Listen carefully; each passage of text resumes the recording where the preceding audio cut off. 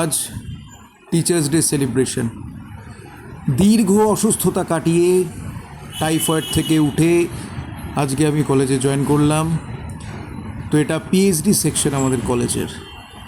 PhD scholar স্টুডেন্টরা তারা এই টিচার্স ডে প্রথমে সেলিব্রেট করছে। সমস্ত শিক্ষকদেরকে তারা সবথেকে বেস্ট একটা উপহার দিচ্ছে, গাছের টব। তো আমিও এই সম্বর্ধনা পেলাম, গাছের টব বেস্ট উপহার সব থেকে।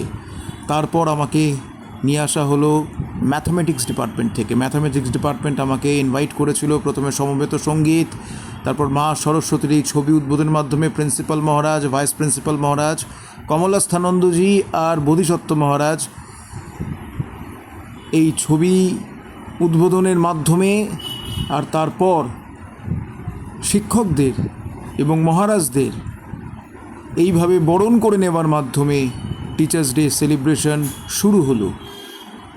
এই যে সম্মান, এই যে ভালোবাসা আজকে ছাত্রদের থেকে আমরা পাচ্ছি, এটা কোটি টাকা দিয়েও কেনা যায় না। প্রথমে প্রিন্সিপাল মহারাজ বক্তব্য রাখলেন, তারপর ভাইস প্রিন্সিপাল মহারাজ, বোধিসত্ত্ব মহারাজ একে একে সমস্ত ছাত্রদেরকে ইন্সপায়ার করতে চেষ্টা করলেন।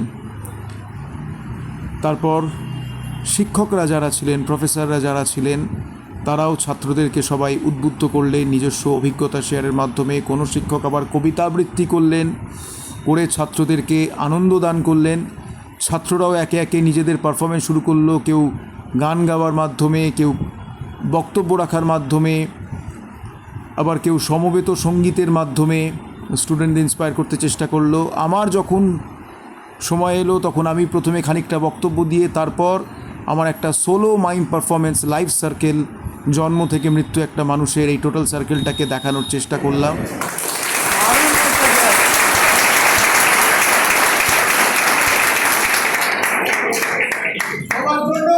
অনেক অনেক শুভেচ্ছা রইল। আজকে টিচার্স ডে যত না, তার থেকে বেশি স্টুডেন্ট থেকে, আমি মনে করি স্টুডেন্ট ছাড়া তো টিচারের কোনো অস্তিত্বই নেই।